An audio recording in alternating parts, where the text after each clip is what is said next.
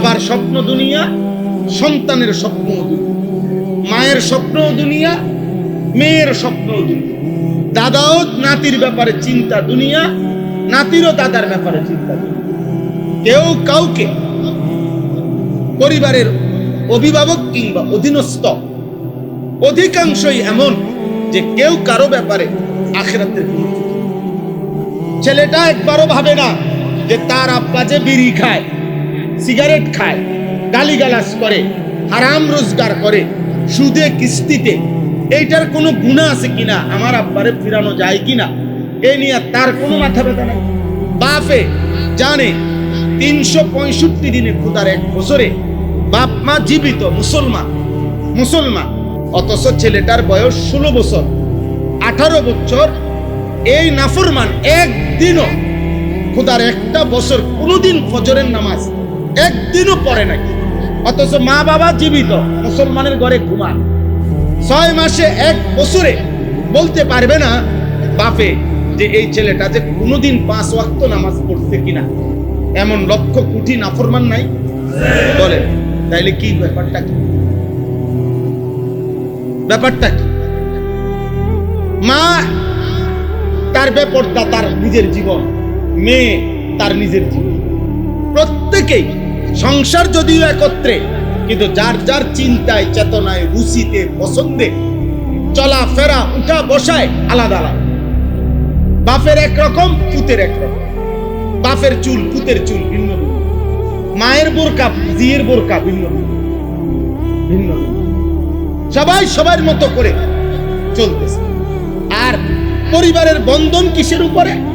পরিবারের বন্ধন একটাই, টাকার উপর। অর্থাৎ বাপের ফিকির একটাই, পোলাগারে যদি টাকা পয়সার একটা লাইন ফেন করে দিতাম। মা মেয়ের ব্যাপারে একটাই ফিকির, মেয়েটারে যদি একটা পয়সাওয়ালা জামাই চাইয়া, টাকা পয়সা আছে এমন একটা জামাই চাইয়া যদি বিয়া দিত, তাহলে মেয়েকে নিয়েও দুনিয়া, ছেলেকে নিয়েও দুনিয়া, অর্থ, টাকা, উপার্জন, এই হলো আমাদের জিন্দেগি। যার কারণে যখন আমাদের জেহেনের মধ্যে বড় ছোট, বাবা ছেলে, দাদা নাতি, এই দাদাও নাতিরে জিগাব, নাতি কোনো বুঝি একটা কাম টাম করতি না, একটা কিছু করবি না, কি করবি ক? কি বিদেশ যাইবি, না ব্যবসা করবি, না চাকরি করবি, একটা কিছু লাইন, একটা কিছু কর। এই ফিকির একটা বুড়া মানুষ, কিন্তু টেনশন শুধু দুনিয়া, টেনশন শুধু দুনিয়া। মায়ের ফিকির দুনিয়া, বাবার ফিকির দুনিয়া। এবার ছেলের আখলাক আছে না নাই, মেয়ের আখলাক চরিত্র আছে না নাই, স্ত্রীর আখলাক চরিত্র আছে না নাই, আমার ক্ষণিকের দুনিয়ার ব্যবস্থাপনা চললেই হলো। এই হলো বেঈমানদের ধারাবাহিক প্রচারণার কারণে আমাদের হালাত। নাই তো বাস্তবতা এটাই। নাই তো আপনারা বলেন, আপনারা একজন বয়স্ক লোক দাঁড়াইয়া এখানে আপনাদের ছেলেদের দিকে দেখেন, আপনারা দেখেন এখানে আপনাদেরই ছেলেরা, এরা রংপুর থেকে আসে নাকি, এরা খুলনা বরিশালের ছেলেরা, এরা এই অঞ্চলেরই আশপাশের ছেলেদের, এখানকারই, এই মহল্লারই। তাহলে এই ছেলেদের মধ্যে আপনারা একজন বিবেকবান বয়স্ক মানুষ দাঁড়িয়ে দেখেন, এখানে যদি 100 জন ছেলে হয়, 95 জনই বেনামাজ। এদের বাবা কোথায়? এদের মা কোথায়? এদের অভিভাবক কোথায়? এদের ঘরে তাইলে কি নিয়ে আলোচনা করে? এবং এটা একদিন না, হঠাৎ না, এটাই জিন্দেগি, এটাই জিন্দেগি। আজকে 40 বছর এই ঘরে এক নিয়মে প্রতিদিন টেলিভিশন চলছে। উনি আজকে 40 বছর ধরে এক নিয়মে বিড়ি সিগারেট, উনি একই নিয়মে, এই ছেলেটা আজকে একটা বছর, 1-2-4 বছর চুল, চেহারা, লেবাস, পোশাকে মুসলমানের ন্যূনতম কোনো চিহ্ন তার মধ্যে নেই। তাহলে এটা কেমন হইল? মূল কারণ আমাদের মাথায় ঢুকছে বেঈমান, দুশমন, ইবলিস, শয়তান আমাদের মাথায় ঢুকায় দিছে আমাদের জীবন মানেই হলো উপার্জন, বেঁচে থাকার সার্থকতা, রোজগার। কে কত পয়সা কামাই করতে পারতেছে, হালাল না হারাম, এটা দেখার দরকার। যেমনে পারো, হালাল হোক হারাম হোক, মিল্লা আমার টার্গেট ফুরাইতে রয়েছে, আমার টাকার দরকার, মেহনত করেও নেয়, সুদও নেয়, কিস্তিও নেয়, সব মিলাইয়া চাহিদা পূরণ হয়ে গেছে। বুঝেন নাই? এই হলো আমাদের চিন্তা। কারণ আমাদের টার্গেট তো দুনিয়া। দুনিয়া যার টার্গেট, দুনিয়াই যার টার্গেট, কসম খোদা তার কাছে হালাল হারাম থাকে না। তার টার্গেট চাহিদা পূরণ হওয়া। এই জন্য সে মোবাইলের নর্তকীও দেখে, রাস্তার বেহায়া নারীও দেখে, উলঙ্গ ছবিও দেখে।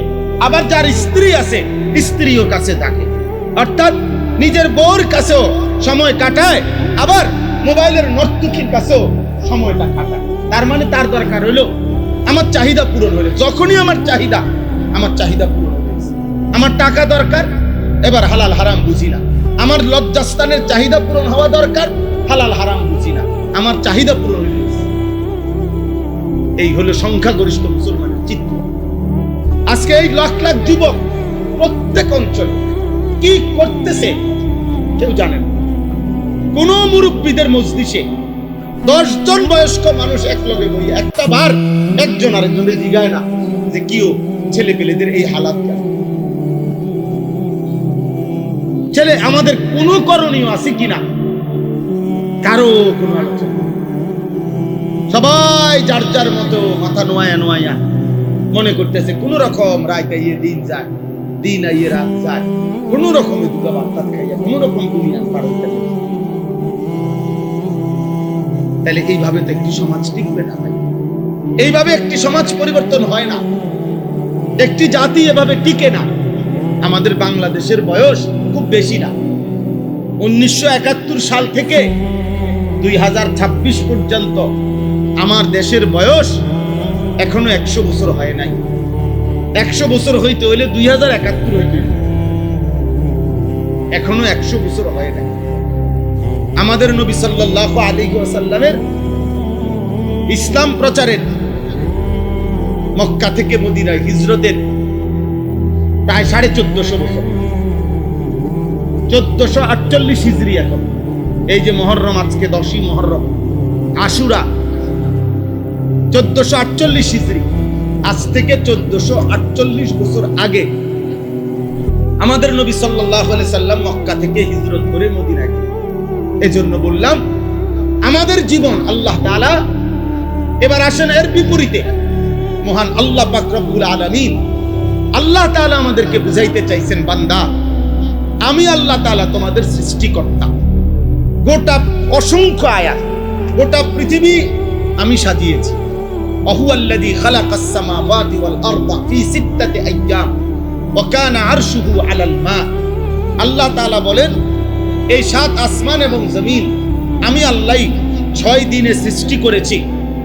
এবং যখন আমার সৃষ্টি করেছি তার আগেই প্রথম ছিল আল্লাহর আরশ উপরে, নিচে ছিল পানি। এই উপরে আরশ, নিচে পানি, আর মাঝখানে ছিল খালি। এই মাঝের এই খালি জায়গায় আল্লাহ তাআলা বলেন 6 দিনে আমি আসমান ও জমিনের এই পুরাটা পৃথিবী আমার সৃষ্টি আমি সাজাইছি। আকাশ উপরে আমি বিছাইছি, জমিন নিচে আমি বিস্তীর্ণ করেছি। সূর্য, চন্দ্র, গ্রহ, নক্ষত্র, আলো, বাতাস, গাছ, তরু, লতা, বৃক্ষ, ফল, ফুল, পাখি, পাহাড়, নদী, সাগর, সবকিছু দিয়ে আমি আল্লাহ নিজের হাতে বান্দা যত্ন করে এই কায়নাত সাজাইছি।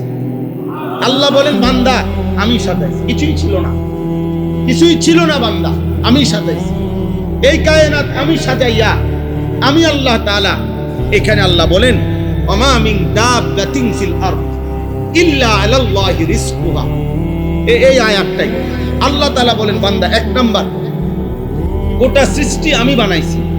2 নাম্বার আমার এই সৃষ্টির মধ্যে যত কিছুর প্রাণ আছে, যত কিছুর কি আছে, প্রাণ আছে, যত কিছু বিচরণ করছে, যত কিছু প্রাণওয়ালা, পশু হোক, পাখি হোক, মানুষ হোক, জিন হোক, আল্লাহ তাআলা বলেন একবার কীট পতঙ্গ, জন্তু, জানোয়ার যাই হোক, প্রাণের অস্তিত্ব যেখানে যেখানে আছে, এই প্রত্যেক বিচরণশীল প্রাণী, অস্তিত্বশীল প্রাণী আমি আল্লাহ তাআলা ওয়াদা দিলাম। এই কোরআনে আল্লাহ বলেন আমি ওয়াদা দিলাম প্রত্যেকের রিজিক, দুনিয়ার যাবতীয় প্রয়োজনীয় রিজিক আমি আল্লাহ পৌঁছাবো। এটা আমি আমার কাঁধে ফরজ হিসাবে দায়িত্ব নিলাম। আমি বাধ্যতামূলক দায়িত্ব নিলাম, ফরজ দায়িত্ব নিলাম। আলাল্লাহ, আলা শব্দ ফরজ বুঝে, ফরজ হিসাব। আমি সকলের রিজিক পৌঁছাবো, সকলের রিজিক। তাফসীরের মধ্যে আছে রিজিক বলতে কি, রিজিক মানে হুদা ভাত না, রিজিক মানে শুধু তরকারি না।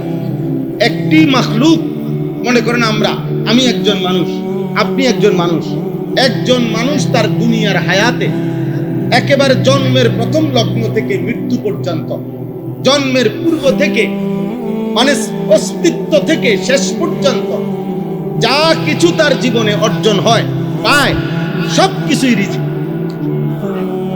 সবকিছুই কি রিজিক, শুধু বাদ। এই আসমান জমিন, সূর্য চন্দ্র, আলো বাতাস, হাসি কান্না, হ্যাঁ, স্ত্রী সন্তান, ছেলে মেয়ে, গাছপালা, তরু লতা বৃক্ষ, ক্ষেত ফুল ফসল, অর্থ উপার্জন, রোজগার, টাকা পয়সা, সব রিজিক। সব কি, সব কিছু আল্লাহ তাআলার দ্বারা। আল্লাহ তাআলা বলেন, বান্দা তোমার হায়াতে যত কিছুর প্রয়োজন রিজিক যা, সকল কিছু আমি ওয়াদা দিলাম, আমি আমার পক্ষ থেকে আমি বাধ্যতামূলক তোমার কাছে পৌঁছাবো। তাহলে আজকের সমস্ত বেঈমান আমাদের মাথায় যেটা ঢুকাইছে যে আমাদের ফিকির একটাই, রিজিক উপার্জন, টাকা সম্পদ উপার্জন। আল্লাহ তাআলা বলে, বান্দা না, তোমাদেরকে ভুল বুঝাইছে বেঈমানে, ইবলিস তোমাদেরকে ভুল বুঝাইছে। মূলত যেটা নিয়ে তোমরা এত কামরা কামড়ি করতেছো দুনিয়া, এটা তো আমার বানানো। আর আমি বললাম যাকে যা নির্ধারণ করা তা আমি পৌঁছাবো, তো তুমি এমন করো কেন? তুমি আমারে না জিজ্ঞাসা করবা যে তাইলে আমারে কেন বানাইলেন? আপনি যেহেতু নিজেই আমার রিজিকের সব দায়িত্ব আপনি নিলেন, আমারে বানাইলেন কেন? আমার কারণ করণীয় কি? আল্লাহ তাআলা বলেন, লিয়াবলুয়াকুম আইয়ুকুম আহসানু আমালা। তোমারে বানাইছি পরীক্ষা করার জন্য যে আখিরাতের জন্য তোমার প্রত্যেকটা আমল কতটা সুন্দর করতে পারো। এই সুন্দর আমল আখিরাতের জন্য আমি আল্লাহ তাআলা তুমি করবে, এই পরীক্ষার জন্য আমি তোমাকে বানাইছি। তাহলে একদম সোজা কথা, বান্দা আমি তোমার কাছে চাচ্ছি ইবাদত, রিজিকের জিম্মাদারি আমার, রিজিকের ফিকির আমার। কিন্তু আমরা আব্বা আমার এই অল্প কথাই আমরা উল্টায় ফেলছি। আজকে আমরা উল্টায় ফেলছি। আজকে আমরা নিজের জীবনে, সন্তানের জীবনে, পরিবারের জীবনে, স্ত্রীর জীবনে আমরা উল্টায় ফেলছি। আমাদের পুরা ফ্যামিলি নিয়ে আমাদের টার্গেট একটাই, একটা বাড়ি, একটা গাড়ি, সম্পদ, বাজার, ব্যবসা, চাকরি, বিদেশ, টাকা পয়সা। ছেলেটা নামাজ পড়ে না, মেয়েটা পর্দা করে না, স্ত্রী পর্দা করে না, উপার্জনের মধ্যে হারাম রোজগার, সুদ খাইতেছে দেদারসে, কিস্তি নিতেছে দেদারসে, মিথ্যা বলতেছে দেদারসে, প্রতিদিন ওজনে কম দেয়, গালি ছাড়া কথা বলে না, নর্তকীর নাচ ছাড়া টেলিভিশন চলে না, বিড়ি সিগারেটের দুর্গন্ধে কাছে যাওয়া যায় না, প্রত্যেক কথা মিথ্যা বলে। ছেলের জীবন উল্টা পাল্টা, মেয়ের জীবন উল্টা পাল্টা। আমরা এত অনিয়ম, এত বিশৃঙ্খলা নিয়ে আমরা মুসলমান কোথায়? আমাদের আখিরাত কোথায় আব্বা? আমাদের আখিরাত কোথায়? একটা ছেলেই বুঝো, কি করছো আব্বা? 24 ঘন্টা 24 ঘন্টা একটা ওয়াক্ত নামাজ যার কপালে সেজদা নাই, বিশ্বাস কর আব্বা, বিশ্বাস কর, যদি কুত্তা সুযোগ থাকতো তো কুত্তা তোর মুখে পেশাব করত, কুত্তা থুতু মারতো, থুতু বলতো যে আমি মানুষ। আরে তুই মানুষ বেটা, আমি কুত্তার চাইতে নিকৃষ্ট, বেনামাজি হাইওয়ানের চাইতে নিকৃষ্ট। আল্লাহ নবী সাল্লাল্লাহু আলাইহি সাল্লাম বলছে, ফজরের নামাজ যে পড়ে না, খোদার কসম নবী বলছে, খবিসান না, এটা খবিস। নবীজির বিশুদ্ধ হাদিস, যে ফজরের নামাজ পড়ে না সে কি? খবিস, খবিস, খবিস। হযরত আব্দুল্লাহ ইবনে মাসউদ বলছেন, নবীজির সাহাবী, বিখ্যাত সাহাবী, তিনি বলেন নবীজির জামানায় যে নামাজের জামাত ছেড়ে দিত আমরা বুঝতাম সে প্রকাশ্য মুনাফিক। লাম ইয়াতাখাল্লাফ আন্না ইল্লা মুনাফিকান বাইয়িন নিফাক। নবীজির জামানায় ওনারা বলেন যে আমরা এটাই বুঝতাম, কিরে তে মসজিদের জামাতে আসে নাই কেন? এই কারণে আসে না। মুনাফিক ছাড়া ইমানদার মসজিদের জামাত মিস করতে পারে, মসজিদের জামাত মিস করতে পারে। অসংখ্য হাদিসে আছে, নবী সাল্লাল্লাহু আলাইহি সাল্লাম বলেন, ফজরের নামাজ যে পড়ে না সে মুনাফিক। মুনাফিক মুনাফিক মুনাফিক। যিনি সুপারিশ করবেন তিনি যদি বলে তোমাকে মুনাফিক, তো সুপারিশ তোমার কোন আব্বাই করবে? কথা বলেন না। যিনি সুপারিশ করবেন তিনি যদি বলে মুনাফিক, আমাদের কোন বাপে আমাদের সুপারিশ করবে? আসলে হয় না। বলো না ভাই, তোমাদের অধিকাংশ ছেলে, অনেক ছেলে আব্বা তোমার চেহারা দেখলেই তো বোঝা যায় কতদিন হয় নামাজ, কোনো মা আছে কিনা, বাবা আছে কিনা, অভিভাবক আছে কিনা তাও মনে হয় আমাদের ছেলে। যদি বলেন আছে, এ থাকলে দেখবেন মূল ফিকির একটাই, বাপের কথা হইলো নামাজ রোজা আল্লাহ খোদা, এটা আমার দেখার বিষয় না, বিদেশ যাবে কোন দিন এটা কর, অথবা দেশে থাইকা পয়সা কামাই করবো, টাকার দরকার, আমার টাকার দরকার, আমার টাকার দরকার। হ্যাঁ হ্যাঁ, ফিকির এটা, ফিকির এটা, আমার টাকার দরকার, আমি বিল্ডিং করবো, আমার জমি কিনবো, টাকার দরকার। নাই তো বাপ প্রথম বোঝাপড়া করা উচিত ছিল, 16 বছরের সন্তান, আমার আল্লাহকে একটা সেজদা দাও না, 24 ঘন্টা মোবাইলে নারী ছবি অশ্লীল দৃশ্য দেখো। একজন মেয়েকে বলা উচিত, মা তুই বেপর্দা, স্ত্রীকে বলা উচিত তুমি বেপর্দা, আমি তোমার জন্য আমার রক্ত পানি করা উপার্জন কেন করব বলো? আগে বোঝাপড়া করে। কোরআনুল কারীমে সূরা ইয়াসিনের মধ্যে আছে, একজন ঈমানদার কাফেরদের সম্মুখে দাঁড়িয়ে তিনি বলছেন, ওমা লিয়া লা আ'বুদুল্লাযী ফাতারানি ওয়া ইলাইহি তুরজাউন। সূরা ইয়াসিন।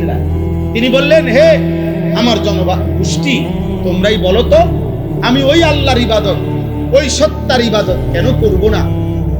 কেন করব না? আল্লাযী ফাতারানি, যিনি আমাকে সৃষ্টি করেছেন, যে আমাকে সৃষ্টি করেছেন, আমি তার ইবাদত কেন করব না? তোমরা আমাকে বাধা দিচ্ছ কেন? মানে উনি ইবাদতে উনাকে বাধা দিচ্ছে, উনি বলতেছে তোমরা কি বলতে চাচ্ছ? হযরত শুআয়ব আলাইহিস সালাম কোরআনুল কারীমের মধ্যে আছে, কাফের বেঈমানরা একজন নবী শুআয়ব আলাইহিস সালাম, তিনি বলছে তাকে উনার এবং উনার অল্প কয়েকজন ঈমানদার সঙ্গী উনাদেরকে কাফের গোত্রের লোকেরা বলছে যে হয় তুমি শুআয়ব আমাদের অঞ্চল থেকে তুমি বেরিয়ে যাও, আর নয়তো আওলা তাউদুন্না ফি মিল্লাতিনা, অথবা তুমি আমাদের পূর্বের মূর্তি পূজার ধর্মে ফিরে আসো। সাফ কথা, এর ব্যতিক্রম কোনো কথা নাই। তখন তিনি জানতে চাইলেন, হে আমার জাতি, আওয়ালাউ কুন্না কারিহিন, এই জাতি, আমি তোমাদের এই মূর্তি বিশ্বাস করি না, আমি তোমাদের এই পাথরের পূজা বিশ্বাস করি না, আমি তোমাদের এই জুলুম সমর্থন করি না, তাহলে তারপরেও কি তোমরা আমাকে ওই অন্যায়ের উপরে জবরদস্তি করে আমার বাধ্য করবা? এটা কোন যুক্তি? এটা কোন ইনসাফ? আপনি বলেন আপনার ছেলেকে, আব্বা তুমি এক ওয়াক্ত নামাজ পড়বো না, তোর মতো নাফরমানের জন্য আমি টাকা রোজগার করতে হবে কেন? কেন? এটা কে আমার দায়িত্ব দিবে? আপনার স্ত্রীকে বলেন, বেহায়া নারী, তুমি কোনো পর্দা নাই, শরীয়ত নাই, দ্বীন নাই, তোমার মতো অসভ্য নারীর জন্য আমি স্বামী রোজগার করতে হবে কেন? বলেন না কেন? কোরআনুল কারীমের মধ্যে স্পষ্ট আছে, হযরত লূত আলাইহিস সালামকে আল্লাহ তাআলা বলছে, তোমার জাতিকে আমি আযাব দিয়ে ধ্বংস করে দেব, আজকের রাত্রে ভোর হওয়ার আগে আগে তুমি তোমার পরিবারের সদস্যদেরকে নিয়ে, তোমার অধীনস্থ ঈমানদারদেরকে নিয়ে বের হয়ে যাইবা, মানে এলাকা ত্যাগ করবা। তুমি বের হইলেই আমি আল্লাহ আযাব দেব, পুরা জাতি শেষ করে দেব। কোরআনে আছে, আল্লাহ তাআলা বলছে, যে সময় বের হইবা, বের হওয়া শুরু করলে পিছন দিকে আর তাকাইবা না, 1 মিনিটের জন্য, 1 পলকের জন্য পিছন দিকে তাকাইও না এলাকার দিকে। আর ইল্লাম রাআতাক, এই কোরআনের আয়াত, আল্লাহ নিজে বলছে, লূত তোমার স্ত্রী, এই মহিলা বেঈমান মহিলা, এই মহিলার সাথে নিবা না, এই মহিলার রাইখা তুমি বের হইবা। কোরআনের আয়াত। এবং আল্লাহ তাআলার আদেশ তিনি পালন করছেন, স্ত্রী এই বেঈমান নারীকে রেখেই তিনি বের হইছেন। এর পরবর্তী মিনিটের ভিতরে আল্লাহ পুরা জাতি জিব্রাইল আলাইহিস সালাম সাতবক জমিনের নিচের মাটি উঠাইয়া এমনি উল্টানি দিয়া আছাড় দিছেন তার স্ত্রী সহজে কোরআন বলছে। বলেন আব্বা, আমার বাপ, আমি বুঝাইতে চাই আপনাদের কাছে, আল্লাহ তাআলা এখানে বলছেন বান্দা ইয়ালামু মুস্তাকাররাহা ওয়া মুস্তাওদাআহা, 24 ঘন্টা মৃত্যু পর্যন্ত তুমি কোথায় কোথায় অবস্থান করবা আমি জানি, এবং তোমার দাফন কোথায় হবে আমি তাও জানি। অতএব তুমি ঘাবড়াইও না, আমি বাড়ির থাকলে না আপনি খাওয়াইবেন, আমি বিদেশ গেলে আপনি কেমনে খাওয়াইবেন, আমি বাড়ির থাকলে না আপনি খাওয়াইবেন, আমি রাস্তায় গেলে ঢাকা শহরে গেলে আমার খানা দিবেন। আল্লাহ বলে না, প্রতি সেকেন্ড কদম মৃত্যু পর্যন্ত তুমি কোথায় কোথায় থাকবে আমি তাও জানি, শেষ পর্যন্ত কোন মাটিতে তোমার মৃত্যু হবে আমি তাও জানি। জানে আল্লাহ, জানে কিনা বলেন না? আল্লাহ তাআলা বলেন, তো আমার মতো মালিকের ব্যাপারে তুমি সন্দেহ করছো? কুল্লুম ফি কিতাবিম মুবিন, আল্লাহ তাআলা বলেন আমি শুধু জানি এটা না বান্দা, বরং আসমান জমিন সৃষ্টির 50,000 বছর আগে হাদিসে আছে আল্লাহ তাআলা সমস্ত সৃষ্টির মাখলুকাতের সমস্ত কিছু তাকদীর আল্লাহ লিখে রাখছে, লিখে রাখছে। এক লোকমা খাবার হিসাব আছে, হিসাব আছে। আসমানে রিজিক বরাদ্দ, আর রিজকু মাকসুম। নবীজি বলছেন তোমাদের প্রত্যেকের রিজিক বন্টন করা, সিদ্ধান্ত করা, একবারে সিলসাপ্পর মারা, ঠিক কতটুকুই পাবেন। ইন্নার রিজকা লা ইয়াতলুবুল আবদা কামা ইয়াতলুবু আজরা। নবীজি বলছেন কোন মানুষের মৃত্যু যেমন তাকে খুঁজে বের করে, রিজিকও তাকে এভাবে খুঁজে বের করে। মৃত্যুকে কেউ খুঁজতে হয় না, মৃত্যুই তাকে খুঁজে নেয়, রিজিকও তাকে এভাবে। যার যাব আপনারা আমি একটা জিনিস বুঝাই, মনে করেন 12 সংখ্যা বুঝছেন না, 12, তো 12 রে 6 দিয়ে আয় ভাগ দিলে তো 2 6 12। এটারে যদি 4 ভাগ করেন, হ্যাঁ, তাহলে 3 3 3 3, 4 বার 3 লিখলে কত? 12। এটারে যদি 3 ভাগ করেন, তাহলে 4 যদি 3 বার লেখেন তাহলে 12, 4 4 60। এটারে যদি আপনি কি করেন 2 2 করে দেন, 6 ভাগ করেন, তাহলে 2 2 2 2 করলে কত? 6 ভাগ 12। এটারে যদি আপনি 12 ভাগ করেন, তাহলে 1 1 1 করে লিখলে কত? যোগফল কত? 12। 2 ভাগ করলেও 4 ভাগ করেন, 3 ভাগ করেন, 2 ভাগ করেন, 1 ভাগ করেন, ফলাফল কত? 12। এই টাকা ধরেন 30,000, আপনি এটারে 4 দুহান্তে লইলেও 30,000, 1 দুহান্তে লইলেও 30,000। হিসাবটা বোঝেন না? মানে আপনি এখানে মাটিতে যত দান্দাই বাড়ান, ওই আসমানে তো ফয়সালা নির্ধারিত, তো আপনার জন্য যত ধান্দাবাজি করেন বরাদ্দ ওইটুকুই যেটুকু আসমান। আরো বাংলা উদাহরণ দেই, মনে করেন এই মসজিদের পানির ট্যাঙ্কি আছে 500 লিটার, এই মসজিদের ধরেন তো 500 লিটার পানির ট্যাঙ্কিটা দিয়া ওযু করে মুসল্লিরা, তো নিচে ট্যাপ যেটি দিয়ে ওযু করে পানি, ট্যাপ আছে না, সে ট্যাপ মনে করেন 5টা। ওই দেখেন এই ছোট্ট বেয়াদব দেখেন, দেখছেন এই কোন বাপ মা নামের কোন জালেম এই বাচ্চার হাতে মোবাইল দিয়ে দিচ্ছে। আপনি দেখেন তাহলে এই বাচ্চা তো এই মোবাইল সর্বোচ্চ 8 বছর বয়স হবে, তাহলে 8 বছরের বাচ্চাটা কি মোবাইলটা নিজে কিনছে? তাহলে হয় মা, নয় বাবা, নয় বড় ভাই, নয় দুলা ভাই, নয় চাচা, এমন কোনো না কোনো একজন জালেম তার হাতে মোবাইলটা দিচ্ছে। এরপরে এই সন্তান বরবাদ। এরপরে যেখানে আপনার সে যাবে তার একটাই ফিকির মোবাইল, চুরি করে হোক বাটপারি করে হোক। এই কারণে আমরা এটাই বলতে চাইছি, পুরা ফ্যামিলির জেহানের মধ্যে যখন দুনিয়া শুধু, তখন আর নামাজ কি, ঈমান কি? আবার নিজেই নামাজ পড়ে না, আমার ফুতি কিন্তু যার মুখে বিড়ি, উনি কেমনে পুতরে বলবো যে তুই মানুষের মতো মানুষ হও? ছেলেটা যদি বলে আব্বা আপনার মতনই, যদি বলে না আব্বা আমার মতো হইও না, তাহলে ফুতে যদি বলে আব্বা আমারে যার মতো হইতে বলতেছেন, আমিও তার মতো হইতে অসুবিধা করি।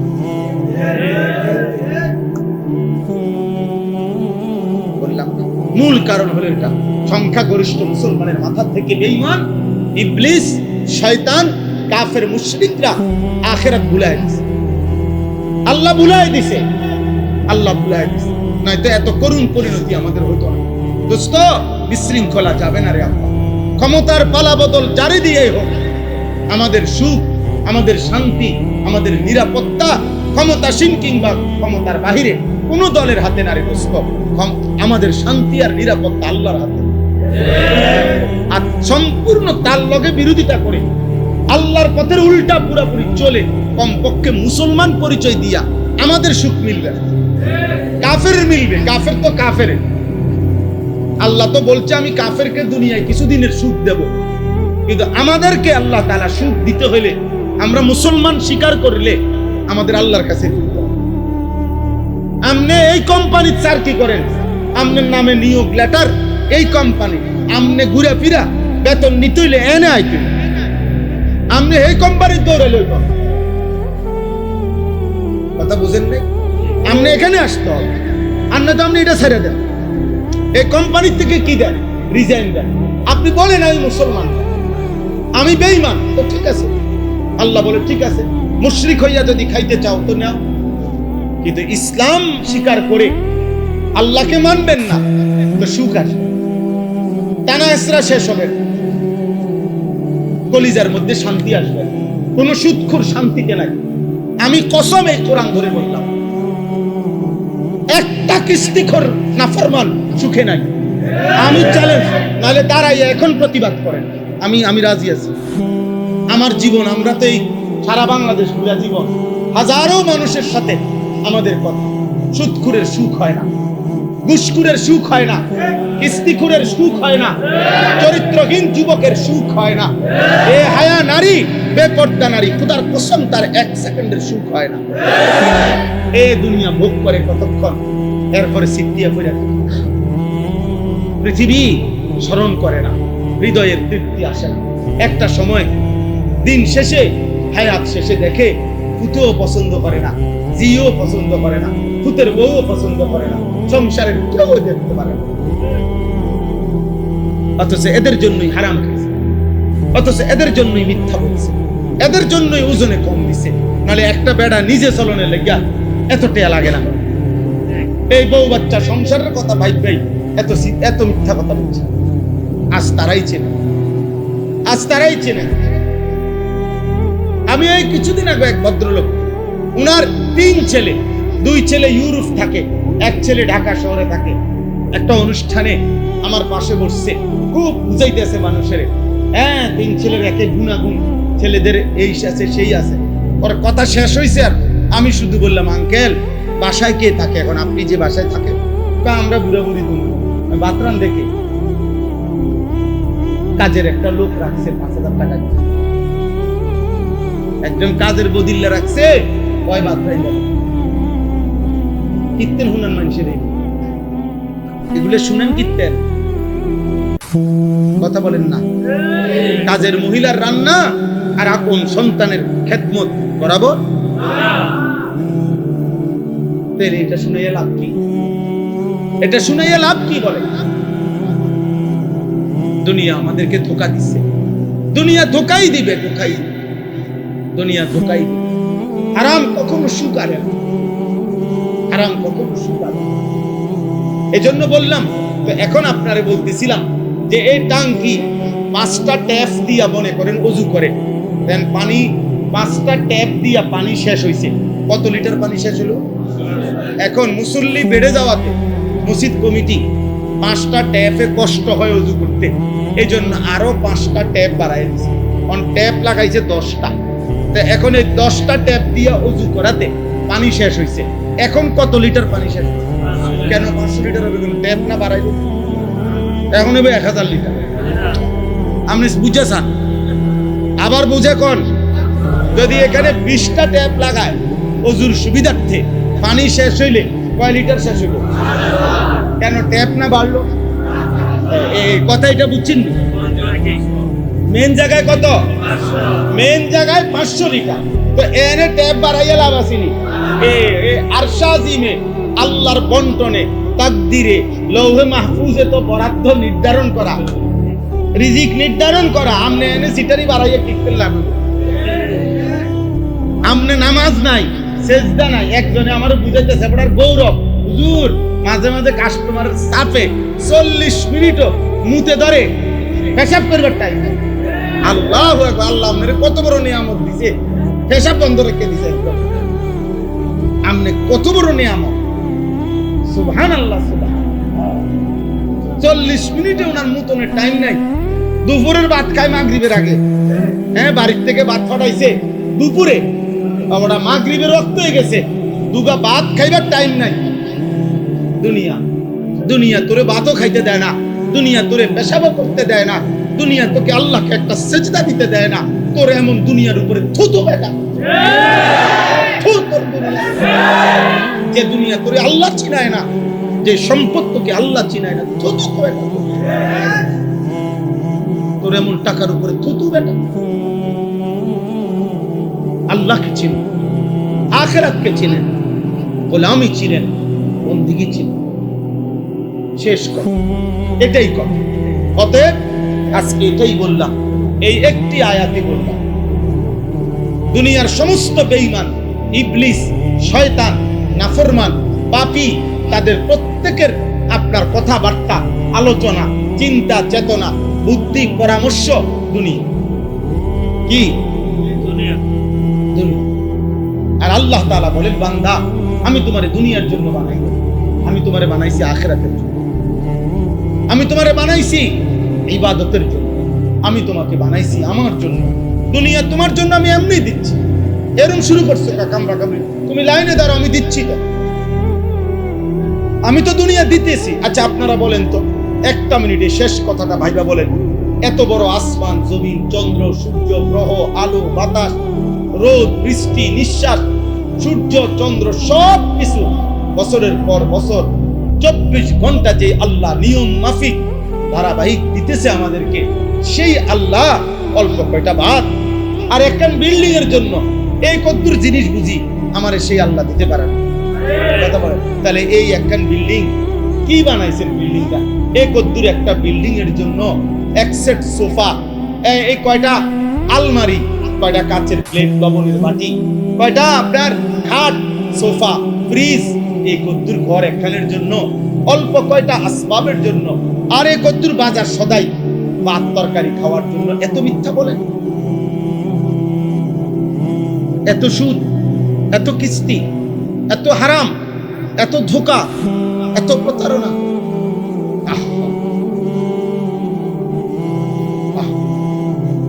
কেমন আল্লাহ যেন ডাক দিয়ে বলে, বান্দা এত বড় সূর্যটা আমি প্রতিদিন উঠাই নামাই, আমি পারতেছি, আমি বুঝি তোরে দুগা বাদ দিয়ে থাকতাম? এত বড় পৃথিবীটা আমি চালাইতেছি, আমার কোটি কোটি প্রাণী জঙ্গলের মধ্যে আমি প্রতি মুহূর্তে খাবার দিতেছি। একটা হাতি প্রতিদিন জঙ্গলে 250 কেজি খাবার খায়, এটা প্রাণীবিদ্যা গবেষকদের কথা। 250 কেজি, 90 লিটার পানি পান করে। একটি তিমি সাগরে এক বেলায় একবারে 200 জন মানুষের সমপরিমাণ খাবার খায়। আল্লাহ তাআলা বলেন, আমার এত বড় বড় বিশাল মাখলুককে আমি যদি রিজিক দিতে পাই। রাসূলুল্লাহ সাল্লাল্লাহু আলাইহি সাল্লামের সাহাবীদের হাদিসে আছে, একেবারে বিশুদ্ধ হাদিস, সাহাবায়ে কেরাম এক যুদ্ধের সময় সাগরের পার থেকে আল্লাহর কুদরতে সাহাবায়ে কেরামের জন্য 1800 সাহাবী যুদ্ধের সৈনিক, এর মধ্যে সাগরের পার থেকে আল্লাহর কুদরতে একটা মাছ পারে আসছে। পারে আসার পরে ওনারা ওইটাকে খাইছেন টানা 1 মাস, আম্বার মাছ। এই একটি মাছ 1800 সাহাবীর মতো সাহাবী 1 মাস লাগাতার খাইছেন, এটার থেকে তবুও শেষ হয় না। বলে ওইটা কত বড়, ওইটার রিজিক কত?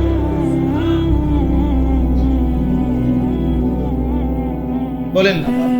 আটলান্টিক মহাসাগরের তলদেশে কি পরিমাণ আল্লাহর প্রাণী আছে আমরা জানি। তো যে মালিক এত বিশাল বড় সৃষ্টির রিজিক দিতে পারে, এই মালিক বুঝি এই কদুরি ফাঙ্গাস তেলাপিয়ার লাগিয়া তে বেড়া কি মিছা কথা রাখো? কিতারে খাস বেটা। আরে মুসলমান, কি খাইলা সারা জীবনটা, কি খাইলা? গোস্ত 2 টুকরা, রুটি 1 টুকরা, 1 কাপ চা, একখান বন। এই কদ্দুরের জন্য এত মিথ্যা, এত বাটপারি, এত হারাম। উচিত না। ছেলেরা তোমাদেরকেও বলিবা, দোস্ত, নওজোয়ান যৌবনের চাহিদা একজন পুরুষের একজন হালাল পবিত্র স্ত্রী দ্বারাই পূরণ হয়ে যায়। এর জন্য এরকম কুত্তার মতো, বেহায়া শুকুরের মতো এত নারী, এত ছবি, এত অস্থির দৃশ্য দেখতে হয় না। এটা হাইওয়ানের স্বভাব, পশুর স্বভাব, এটা জানোয়ারের স্বভাব। আব্বা, জানোয়ারের স্বভাব, জানোয়ারের স্বভাব। নাই তো পুরুষের হালাল পবিত্র চাহিদা পূরণে একজন নারী যথেষ্ট। আর সেটা আল্লাহ তাআলা পৃথিবী সৃষ্টির শুরু থেকে প্রথম পুরুষ আদম আলাইহিস সালাম, তো প্রথম পুরুষ আদম আলাইহিস সালামেরই যেহেতু আল্লাহ তাআলা চাহিদা পূরণ করছেন পবিত্র স্ত্রী হাওয়ার মাধ্যমে, তো আল্লাহ তাআলা কিয়ামত পর্যন্তই পুরুষের এই পবিত্র স্ত্রীর মাধ্যমে চাহিদা আল্লাহ হালাল পূরণ করার ব্যবস্থাই রাখছেন। এভাবেই কুদরতি নিজাম আদম থেকে এই পর্যন্ত এভাবেই চলবে কিয়ামত পর্যন্ত। কাজেই মাঝখান দিয়ে হাইওয়ান পশুর মতো নারী, ছবি, অস্থির দৃশ্য, মোবাইলের উলঙ্গ নাচ গান এই নিয়ে ব্যস্ত থাকা, এটা পশুর সমাজে মানায়, মানুষের সমাজে মানায় না। এটা আফ্রিকার জঙ্গলে মানাইতে পারে, মানুষের সমাজে না। এই জন্য দুস্থ, আমরা এই জন্য বলি, আমরা চিৎকার আমরা করি, কেউ না শুনবে, কোনো অসুবিধা, আমরা বলে যাব। যে বলবে আল্লাহর কথা সেই সওয়াব পাবে, যে মানবে সেই সওয়াব পাবে, সেই সওয়াব পাবে। আল্লাহ তাআলা আজকের এই মাহফিল, আজকের এই মজলিস আল্লাহ তাআলা বরকত দান করেন।